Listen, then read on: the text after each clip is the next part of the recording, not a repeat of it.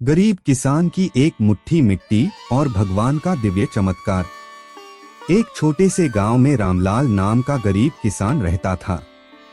खेत छोटा था, घर कच्चा था और दिन भर की मेहनत से भी मुश्किल से चूल्हा जल पाता था। लेकिन उसका दिल सीधा, सच्चा और भगवान पर अटूट विश्वास से भरा हुआ था। हर सुबह वह अपने टूटे हुए मंदिर में जाता, दिया जलाता और कहता, हे प्रभु, मेरे पास देने के लिए कुछ नहीं, बस मेरा दिल है। एक दिन की बात, गांव में भयंकर सूखा पड़ा। कुएं सूख गए, खेत फट गए।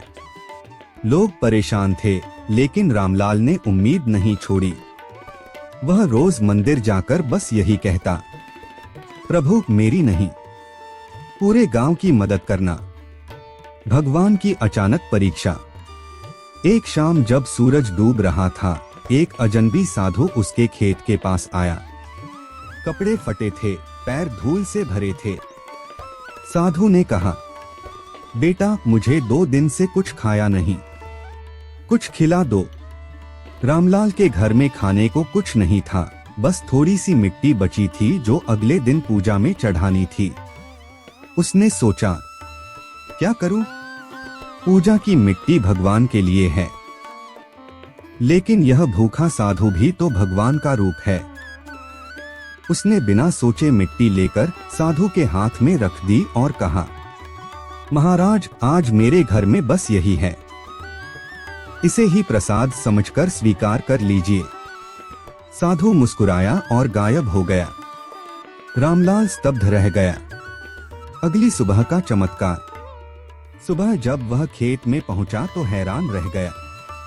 जहां साधु खड़ा था, वहां जमीन से सोने की बालियां निकल रही थीं, मानो धरती ने सोना उगलना शुरू कर दिया हो। गांव वाले दौड़े आए। रामलाल रो पड़ा, प्रभु, ये क्या चमत्कार है? उसी समय मंदिर की घंटियां अपने आप बजने लगी। एक धीमी आवाज जैसे आसमान से आई, सच्ची भक्ति देने में है, और तूने जो दिया वह अनमोल था। मोरल: सच्ची भक्ति धन से नहीं, दिल से होती है।